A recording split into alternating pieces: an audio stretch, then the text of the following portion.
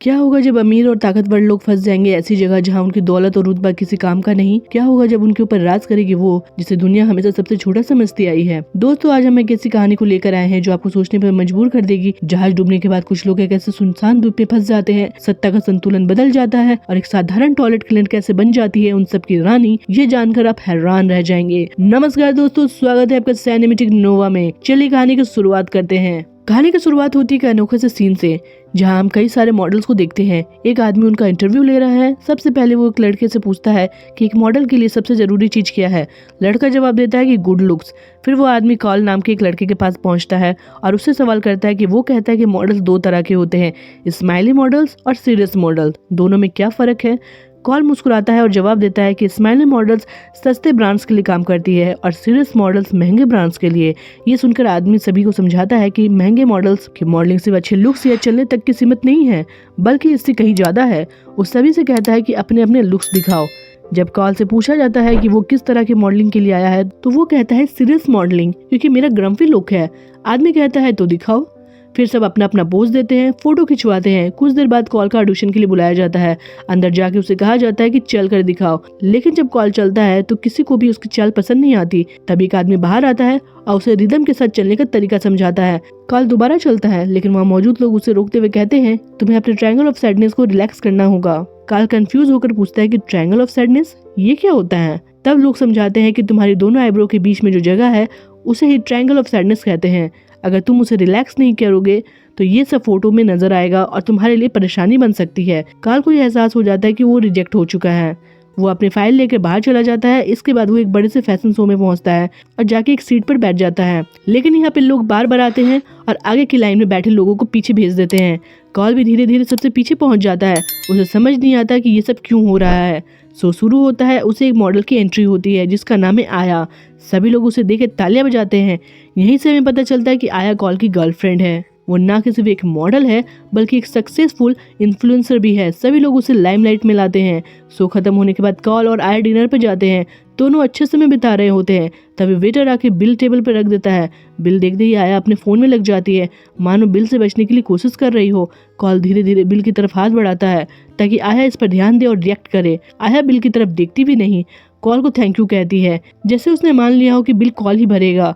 Call ये देखकर गुस्सा हो जाता है और कहता है तुम ये क्या कर रही हो? तुम चाहती हो कि मैं बिल भरूं? तुमने पहले ही थैंक यू क्यों बोल दिया, जैसे तुम्हें यकीन है कि बिल मैं ही पे करूंगा। आया कॉल की बात सुनकर जवाब देती है कि आखिर तुम क्या कहना चाह रहे हो कि हर बार बिल तुम ही भरते हो? ठीक है, अगर तुम्हें ऐसा लगता है तो हम बिल को स्लिप कर लेते हैं। बता तुमने क्या क्या खाया और क्या ड्रिंक्स ली, सब बराबर बांट लेंगे। आया की बात सुनकर कॉल थोड़ा शर्मिंदा महसूस करता है और कहता है मेरा वो मतलब नहीं था। कल रात तुमने मुझसे कहा था कि तुम डिनर पे चलोगी, तो मैंने सोचा कि तुम पे करोगी। मैं वही सोच रहा था। आया ये सुनकर और गुस्सा हो जाती है और कहती है तुमने पहले बिल को छुआ तो मुझे लगा कि तुम पे करने वाले हो, इसलिए मैंने थैंक यू कहा। अब दोनों के बीच बहस शुरू हो जाती है। आया उठने लगती है और कहती है कि मैं यहाँ से जा रही हूँ। कॉल उसे रोकने की कोशिश करता है। ये देखकर रेस्टोरेंट के बाकी लोग उसकी तरफ देखने लगते हैं। आया गुस्से में कहती है कि तुम मुझे इसलिए नहीं जाने देना चाहते हो क्योंकि तुम चाहते हो कि मैं बिल भरूं। ठीक है, मैं बिल ही भर देती हूँ। वो अपना कार्ड निकालती है और वेटर को देती है। कॉल उसे रोकने की कोशिश करता है, लेकिन वेटर कुछ देर बाद वापस आता है और कहता है आपका कार्ड काम नहीं कर रहा। यह सुनकर कॉल अपना कार्ड देता है और आखिरकार बिल वही भरता है। आया इस बात पर कुछ नहीं कहती है। डिनर के बाद दोनों कैंप में बैठते हैं। कॉल अभी भी इस बारे में बात करना चाहता था। वो आया से कहता है कि ये इतनी बड़ी दिक्कत क्यों है? क्या तुम्हें लगता है कि मुझे हर बार पे करना चाहिए सिर्फ इसलिए क्योंकि मैं एक लड़का हूँ? ये कोई जेंडर की समस्या है? आया जवाब देती है कि नहीं, मैं पैसों के बारे में बात नहीं करना चाहती। सबसे बुरी चीज यही है कि अगर किसी रिश्ते में पैसा आ गया तो समझ लो वो रिश्ता लंबे समय तक तो नहीं टिकेगा। ये बहुत ही खराब बात है, इसलिए मैं पैसे पर कोई भी बात करना नहीं चाहती। काल गुस्से में आया से कहता है कि जब हमारी शुरुआत हुई थी तो हमने ये तय किया था कि हम बेस्ट फ्रेंड्स बन के रहेंगे, और बेस्ट फ्रेंड हर चीज की बराबरी करते हैं, पैसे की बात भी करते हैं और बिल भी स्लिप करते हैं। सब कुछ बराबरी का होता है। ये सुनकर आया नाराज होकर जवाब देती है अगर तुम अपने आप को मेरा बेस्ट फ्रेंड समझते हो तो अपनी मोटी बुद्धि में ये बात डाल लो कि मैं बेस्ट फ्रेंड के साथ टाइम स्पेंड नहीं करती। थोड़ी देर में आया का फ्लैट आ जाता है। वो गाड़ी रुकवाती है, अब बिना कुछ कहे गुस्से में बाहर चली जाती है। उसके जाने के बाद कैब का ड्राइवर कॉल से कहता है तुम्हें लड़ना आना चाहिए। अगर आज तुम चुप रह गए तो उसकी सारी बातें मान ली तो जिंदगी भर उसे गुलाम बन के रहोगे। अगर वो तुम्हारे लिए मायने रखती है तो जाकर उसे बताओ और लड़ो उसके लिए। कॉल ड्राइवर की बातों पर गौर करता है और आया के पीछे चला जाता है। वो उसे फ्लैट के अंदर लिफ्ट में पकड़ लेता है और कहता है, मैंने भी तुम्हारे लिए बहुत कुछ किया है, तुम्हें डिनर पर ले गया, तुम मेरे होटल रूम में रहती हो, हर बार मैंने डिनर के बिल पे किए हैं, यहाँ तक कि एक बार जब $50,000 वापस आए थे तुमने वो पैसे भी रख लिए। आया ये सुनते ही अपना पर्स खोलती है, $50 निकालती है और गुस्से में कॉल को थमा देती है और फिर कहती है कि आज के बाद अपनी शक्ल मुझे मत दिखाना और मेरे कमरे में भी मत आना। कॉल चिल्लाते हुए उसे रोकने की कोशिश करता है, लेकिन आया लिफ्ट का दरवाजा बंद कर देती है। निराश और गुस्से में कॉल अपने कमरे में लौट आता है। कुछ समय बाद आया उसके कमरे में आती है। उसने अपना गुस्सा छोड़ दिया था और वो माफी मांगती है। वो कहती है कि मुझे मानना पड़ेगा कि हाँ, मैं एक मैनिपुलेटिव लड़की हूँ, मैं लोगों को बहुत ही आसानी से बेवकूफ़ बना देती हूँ। मेरा कोई इरादा नहीं था कि मैं पैसे पे करूँ, मैं तुमसे ज़्यादा कमाती हूँ लेकिन मैं कभी पे नहीं करना चाहती। वो आगे कहती है कि मैं अपने पैसों को संभाल कर रखना चाहती हूँ, मैं ये देखना चाहती हूँ कि तुम मेरा ख्याल रख सकते हो या नहीं। आज मैं जवान हूँ, खूबसूरत हूँ, इसलिए पैसे कमा रही हूँ, लेकिन कल जब मैं प्रेग्नेंट हो जाऊंगी, मेरा पूरा करियर खत्म हो जाएगा, तब मेरा ख्याल कौन रखेगा। मैं इस बात की पुष्टि करना चाहती हूँ कि तुम उस समय पे मेरा साथ दे सकोगे या नहीं। कॉल अब धीरे धीरे आया की बातों को समझने लगता है। उसे एहसास होता है कि आया खुद स्वीकार कर चुकी है कि उसे लड़कों को शब्दों में जाल में फंसाना और उसे मैनिपुलेट करना बहुत ही पसंद है। वो ये भी समझाता है कि आया जानबूझकर अपने पैसों को बचा के कॉल के पैसे खर्च करवाती है, जबकि वो खुद कॉल से ज्यादा पैसे कमाती है। कॉल गुस्से में आया से कहता है कि हमारा रिश्ता तुम्हारे लिए बस एक व्यापार है, तुम मेरे साथ इसलिए रहती हो ताकि तुम्हारे फॉलोअर्स बढ़ सके और तुम्हारी इन्फ्लुएंसर वाली इमेज बनी रहे। हमारे रिश्ते में अगर कोई पैसा कमा रहा है तो वो सिर्फ तुम हो। आया ये सब सुनकर हंसने लगती है, मानो उसे ये सब सच पहले से पता है। कॉल भी हंसने लगता है क्योंकि उसे ये समझ आ गया था कि वो किस औरत के साथ है। इसके बावजूद वो उसके साथ रहना चाहता है क्योंकि कहीं ना कहीं दोनों एक दूसरे को पसंद करते हैं। कॉल कहता है कि शायद तुम अभी मुझसे प्यार नहीं करती हो, लेकिन मैं तुम्हें अपने प्यार में पागल कर दूंगा। ये सुन के आया फिर से हंस पड़ती है।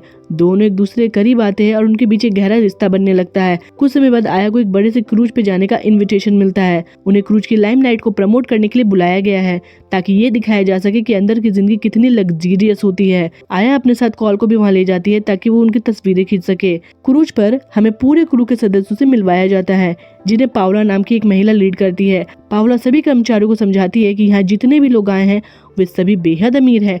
अमीर लोग अक्सर बदतमीज होते हैं, लेकिन तुम्हें उनकी बदतमीजियों को चुपचाप सहना होगा। उन्हें इस बात का एहसास दिलाओ कि वे वाकई में अमीर है। जब उन्हें एहसास होगा तो वो अपनी मोटी टिप देंगे। उसी टिप से हमारा घर भी चलता है। एक तरफ कॉल और आया का रिश्ता बहुत ही उलझता जा रहा है। क्रूज पर आया कॉल से कहती है कि उसकी फोटो खींचे। कॉल उसकी फोटो खींचने लगता है, लेकिन तभी एक आदमी उसके सामने कपड़े उतारता है। ये देखकर आया मुस्कुराती है और उसे घूरने लगती है। कॉल को ये बात बिल्कुल पसंद नहीं आती है, लेकिन आया इस बात पे बात करने के लिए तैयार नहीं होती है। कुछ समय बाद कॉल पौला के पास जाता है और उसे एक वेडिंग रिंग दिखाने को कहता है। पौला उसे रिंग्स का कलेक्शन दिखाती है। एक रिंग कॉल को बहुत पसंद आती है, लेकिन जब वो उसकी कीमत पूछता है तो पौला बताती है कि ये रिंग 28,000 यूरो की है। ये सुनकर कॉल चुप हो जाता है और असमंजस में पड़ जाता है। दूसरी तरफ क्रूज पर मौजूद सभी लोग डिनर कर रहे होते हैं। यहाँ दिमित्री नाम की एक रिसेप्शन बिजनेसमैन है जो अपनी पत्नी वीरा और गर्लफ्रेंड लुडमिला के साथ क्रूज पर आया है। लुडमिला अपने खाने के प्लेट के साथ फोटो खिंचवाती है और फिर उसे हटा देती है। दिमित्री इस हरकत को समझ नहीं पाती है। कॉल उसे समझाता है कि आया की इन्फ्लुएंसर है, वो सोशल मीडिया पर ये सब अपडेट करती रहती है। वो खाती कुछ और है, दिखाती कुछ और। दिमित्री पूछती है कि इससे क्या फायदा होता है। कॉल बताता है कि हम इससे पैसे कमाते हैं और फ्री में हमें कई सारी चीजें मिलती है, यहाँ तक कि टिकट भी हमें मुफ्त मिली है। दिमित्री अपनी कहानी सुनाता है। वो बताता है कि उसने 1980 के दशक में खाद बनाने की कंपनी शुरू की थी, जब कोई भी इस बिजनेस में नहीं था, इसलिए आज उसकी कंपनी इतनी बड़ी है। वहीं डिनर टेबल पर एक बुजुर्ग कपल क्लेमेंटाइन और विस्टिन के साथ थेरिस नाम की एक महिला बैठी होती है। जब उससे सवाल किए जाते हैं तो थेरिस कोई जवाब नहीं देती है। तभी उसका पति आता है और बताता है कि थेरिस बोल नहीं सकती है, वो इशारों से बात करती है और उसका पति उसकी बातों को समझता है। रात में कॉल उस आदमी को देखता है जिसने अपने क्लॉथ सताए थे। वो आदमी वापस लौट रहा होता है क्योंकि कॉल ने पौला से उसकी शिकायत की थी। कॉल को इस बात का पछतावा होता है कि उसकी शिकायत की वजह से आदमी को क्रूज से निकाल दिया गया है। दूसरी तरफ दिमित्री और काल बैठे हुए होते हैं और एक अकेले आदमी यार्वो को लड़कियों को घूरते हुए देखते हैं। वे उसका मजाक उड़ाते हैं कि वो अपने लिए लड़की ढूंढ रहा है। थोड़ी देर बाद यार्वो लुडमिला के पास जाके कहता है कि क्या वो उसको फोटो खिंचवा सकती है। लुडमिला मान जाती है और उसके साथ आया भी फोटो खिंचवाने में मदद करती है। इसके बाद लुडमिला और आया यार्वो से कहती है कि वो उनके साथ भी फोटो ले सकता है। यार्वो ये सुन के खुश हो जाता है और उनके साथ फोटो खिंचवाने लगता है। फोटो खिंचवाने के बाद वो दोनों लड़कियों से कहता है कि मैं तुम्हें रोलेक्स की घड़ियां गिफ्ट करना चाहता हूँ, मेरे पास बहुत पैसा है, तुम लोग चिंता मत करो। ये देखे कार्ल और दिमित्री गुस्सा हो जाती है। दिमित्री लुडमिला को लेकर वहाँ से चला जाता है, लेकिन कार्ल ऐसा नहीं कर सकता था क्योंकि वो जानता था कि अगर उसने ये सब कुछ किया तो आया को गुस्सा आ जाएगा और वो खुद ही वहाँ से चला जाता है। आया यार्वो के साथ डांस करती रहती है और वो भी बहुत ही अजीब तरीके से। कार्ल ये सब देखता है लेकिन कुछ नहीं कर पाता, उसका गुस्सा और बेबसी बढ़ने लगती है। दूसरी तरफ हम पोला को देखते हैं जो कैप्टन के पास जाती है और कहती है आपको बाहर आके डिनर करना होगा, यहाँ के गेस्ट आपसे मिलने के लिए बहुत ही उत्सुक है, कम से कम एक बार बाहर तो आप आ ही सकते हो। कैप्टन जवाब देता है कि मैं भी बाहर नहीं आऊंगा, जब मेरा मन होगा तब मैं आऊंगा। पोला उसे समझाने की बहुत कोशिश करती है, आप किसी भी दिन आ सकते हो लेकिन गुरुवार को नहीं, उस दिन तूफान आने वाला है। कैप्टन हंसकर कहता है तो ठीक है, मैं गुरुवार को ही आऊंगा, जाओ सबको बता दो। पोला समझ जाती है कि कैप्टन बिल्कुल अजीब और जिद्दी इंसान है। अगले दिन वीरा को नहाते हुए दिखाया जाता है, उसके पास एक एलिशा नाम की एक स्टाफ मेंबर बैठी होती है। वीरा उसे कहती है कि क्या तुम्हें नहीं लगता कि तुम मेरी घटिया नौकरी के जरिए अपनी जिंदगी बर्बाद कर रही हो। एलिशा जवाब देती है कि सिर्फ इसलिए कि हमारे पास पैसे हैं इसका मतलब ये नहीं कि हमें कोई अलग जिंदगी मिलनी चाहिए। वीरा ये सब सुनकर कहती है कि आज तुम मेरी जिंदगी जियोगे। इसके बाद वो पानी से बाहर आती है और एलिशा को आदेश देती है कि वो जाके पानी में नहाए। एलिशा बहुत मना करती है लेकिन वीरा नहीं मानती और उसे पानी में भेज देती है। फिर वीरा सभी स्टाफ को बुलाकर कहती है कि आज सब स्विमिंग करेंगे। पोला उसे रोकने की कोशिश करती है, वो वाइस कैप्टन से भी बात करती है लेकिन वाइस कैप्टन कहता है ये लोग बिल्कुल पागल है, अगर हमने इनकी बात नहीं मानी तो कुछ भी हो सकता है। सारे स्टाफ को स्विमिंग के लिए बुला लिया जाता है जिससे उनका समय बहुत ही खराब होता है। शाम को आधे नशे में कैप्टन बाहर आता है, उसे देखकर साफ लगता है कि उसे किसी से भी खास लगाव नहीं है और अमीर लोगों से तो वो साफ चिढ़ता है। डिनर शुरू होती है। क्लेमेंटाइन और विजन क्लोरिया के सामने बैठे होते हैं। वे दोनों बताते हैं कि उनका हैंड ग्रेनेड बनाने का बिजनेस है। इस दौरान तूफान और तेज हो जाता है, जहाज इतना हिलने लगता है कि कोई भी आराम से खाना नहीं खा पाता। हिचकोलों की वजह से सभी गेस्ट को उल्टियां होने लगती है, पूरा माहौल अस्त व्यस्त हो जाता है। डिनर के बाद एक एक करके सभी गेस्ट अपने अपने कमरों में जाने लगते हैं। ज्यादातर लोग उल्टी और थकान से परेशान होकर आराम करने की कोशिश कर रहे हैं। दूसरी तरफ स्टाफ पूरे जहाज में उल्टियों की सफाई करने में जुटा हुआ होता है। इसी बीच दिमित्री और कैप्टन एक कमरे में बैठकर बातचीत कर रहे हैं। ये कमरा जहाज का इंटरकॉम रूम है, जहाँ से की गई कोई भी बात पूरे जहाज पे सुनाई देती है।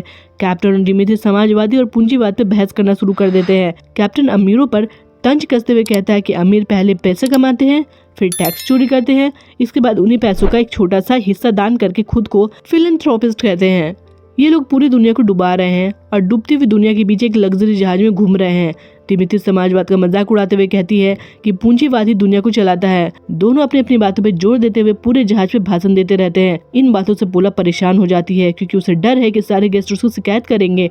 वो इंटरकॉम का कनेक्शन काटने की कोशिश करती है लेकिन तभी एक बड़ा सा शॉर्ट सर्किट होता है, पूरे जहाज की बिजली चली जाती है। अगली सुबह हालत और बिगड़ जाती है। कुछ लुटेरे जहाज पर आकर हमला कर देते हैं। वे आते एक हैंड ग्रेनेड फेंकते हैं। क्लेमेंटाइन उसे उठाती है और कहती है कि ये हमारे ब्रांड का है, लेकिन इससे पहले कि वो कुछ कर सकते ग्रेनेड फट जाता है और क्लेमेंटाइन और विस्टन दोनों की मौत हो जाती है। ब्लास्ट के बाद लुटेरे पूरे जहाज पर टूट पड़ते हैं। वे जहाज को लूटते हैं और तबाह करते हैं। इसके कारण धीरे धीरे जहाज डूबने लगता है। सभी यात्री जैसे तैसे करके जान बचाने के लिए किनारे की तरफ भागते हैं। अब हर कोई अपने जीवन के लिए संघर्ष कर रहा है। जहाज के डूबने के बाद धीरे धीरे सभी लोग जगह इकट्ठा हो जाते हैं। इसी दौरान दिमित्री की नजर के आदमी पर पड़ती है जिसका नाम नेल्सन है। नेल्सन कहता है कि मैं क्रू मेंबर हूँ, आप में से किसी ने भी मुझे पहले नहीं देखा होगा क्योंकि मैं जहाज के नीचे रहता था और किसी के सामने नहीं आया। वहीं पोला अभी गेस्ट की खुशामदीद करने में लगी रहती है और सभी लोग उसे ऐसे ट्रीट कर रहे हैं जैसे वो अभी भी उनका मालिक हो। सभी लोग एक छोटी सी नाव लेकर समुद्र में तैर रहे होते हैं।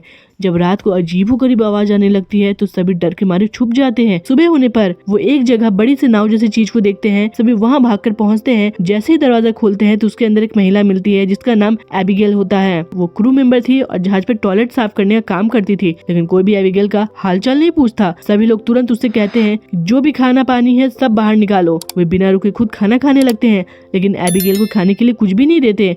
एबिगेल ये देख के चुपचाप समुद्र की ओर चली जाती है और मछलियां पकड़ने लगती है। थोड़ी देर बाद वो एक ऑक्टोपस को पकड़ के लेके आती है और कहती है इसे पकाने के लिए उसे पहले साफ करना पड़ेगा, लेकिन किसी को भी इसे साफ करना नहीं आता था। रात होने पे एबिगेल ऑक्टोपस का खाना तैयार करती है। जैसे वो खाना परोसती है पोला खाने को उठाने लगती है। एबिगेल उसे रोकते हुए कहती है कि ऐसा नहीं चलेगा, आधा खाना मैं अपने पास रखूंगी और बाकी तुम लोग खा सकते हो। पोला गुस्से में कहती है कि तुम ये क्या बकवास कर रही हो, तुम बस एक टॉयलेट क्लीनर हो, पहले मेहमानों को खाना परोसा जाएगा। एबिगेल दृढ़ता से जवाब देती है, यहाँ कौन से मेहमान हैं? अब से मैं कैप्टन हूँ, क्योंकि मुझे पता है कि कैसे खाना लाना है और कैसे खाना बनाना है। अब वही होगा जो मैं कहूँगी। अगर खाना चाहिए तो मेरा आदेश मानना पड़ेगा। एबिगेल का ये रवैया सभी को हैरान कर देता है, लेकिन धीरे धीरे सभी समझने लगते हैं अब वो नई परिस्थिति में नेता बन चुकी है। सभी भूख से मजबूर होकर एबिगेल का आदेश मानने के लिए तैयार हो जाते हैं। वो आधा खाना अपने पास रखती है और बाकी खाना लोगों में बांट देती है। इसके बाद एबिगेल एक नया नियम बनाती है कि सभी पुरुष बाहर सोएंगे जबकि महिलाएं नाव के अंदर सोएगी। एबिगेल यार्वो और दिमित्री को उनकी महंगी घड़ियों के बदले नाव के अंदर सोने की अनुमति देती है। दूसरी ओर कॉल और नैंसल को देखते हैं। जब बाकी लोग उनका बैग चेक करते हैं तो उन्हें अंदर नमकीन मिलती है। दोनों रात भर नमकीन खाते हैं।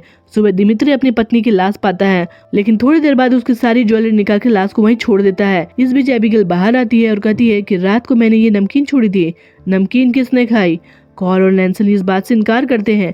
एबिगेल गुस्से में कहती है कि मुझसे झूठ मत बोलो, आज से तुम्हारा खाना पीना बंद। एबिगेल अब सभी के ऊपर पूरी तरह से हुक्म चलाने लगती है। वो जो कहती है लोग वही करते हैं। रात को जब बाकी सब लोग मछलियाँ खा रहे होते हैं, कॉल और नैंसल दूर से ही सिर्फ खाने को घूरते रहते हैं।